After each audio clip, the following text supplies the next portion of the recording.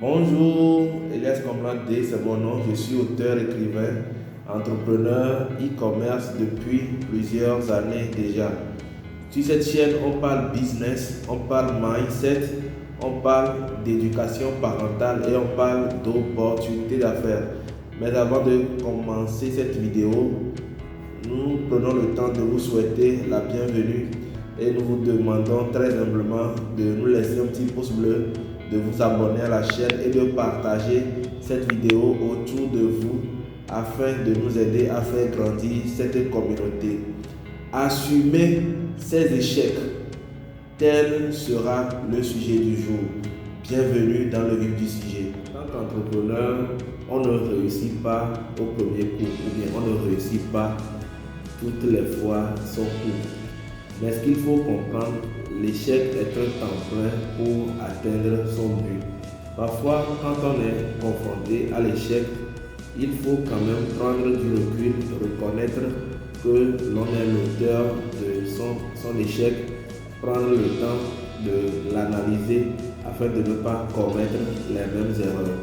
Dans cette vidéo, nous allons attirer votre attention sur le fait qu'assumer vos échecs vous permet véritablement de prendre contrôle de vos vies, de votre entreprise et de vos initiatives entrepreneuriales. L'échec est le fait de manquer son but ou bien de ne pas pouvoir l'atteindre. Ce qu'il faut reconnaître, c'est que l'échec peut être volontaire ou involontaire et il peut parfois dépendre des facteurs externes ou internes. La plupart des entrepreneurs connaissent l'échec d'un moment à un autre. Cependant, beaucoup abandonnent au premier échec ou bien lorsque les échecs sont répétitifs. Lorsqu'on échoue, il faut l'assumer pleinement et ne pas mettre la faute sur l'autre et dire par exemple que si je ne réussis pas, c'est parce que tel collaborateur a fait ci et tel collaborateur a fait ça. D'après Jack Ma, le philanthrope chinois créateur d'Alibaba, celui qui n'assume pas ses échecs ne connaîtra jamais le succès. Un homme à succès est celui-là qui a continué d'avancer vers son but malgré ses échecs répétitifs. Assumer ses échecs, c'est avoir une bonne attitude lorsqu'on échoue. Imaginez par exemple lorsqu'on a demandé à Thomas Edison comment il a pu tenir et avec ses 1000 tests infructueux, il n'a pas jeté le pont. Il a dit qu'il n'a pas échoué 1000 fois, mais qu'il a trouvé 1000 fois de ne pas pouvoir arriver à créer l'ampoule électrique.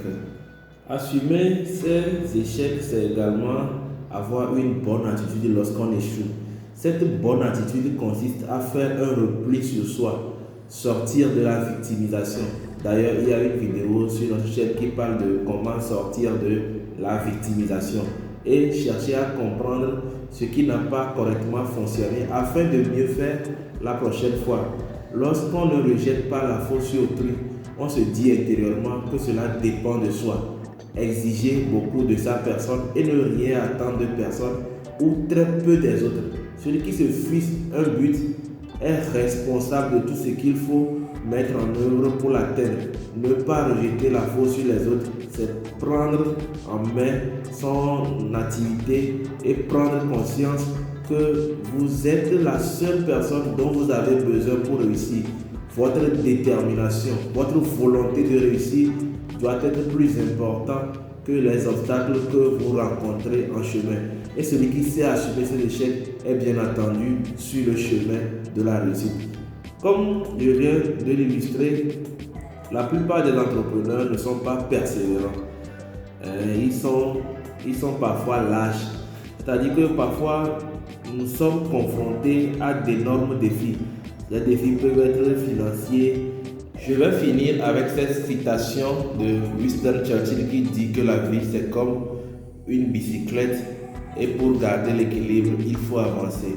Il précise également en disant que le succès c'est d'aller d'échec en échec sans toutefois perdre son enthousiasme. Nous voici à la fin de cette petite capsule qui attire notre attention sur le fait que nous devons assumer nos échecs afin de comprendre que nous sommes les maîtres de nos vies.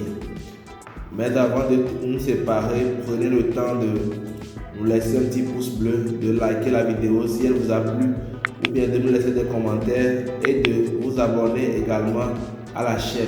Sur ce, on vous dit à la prochaine.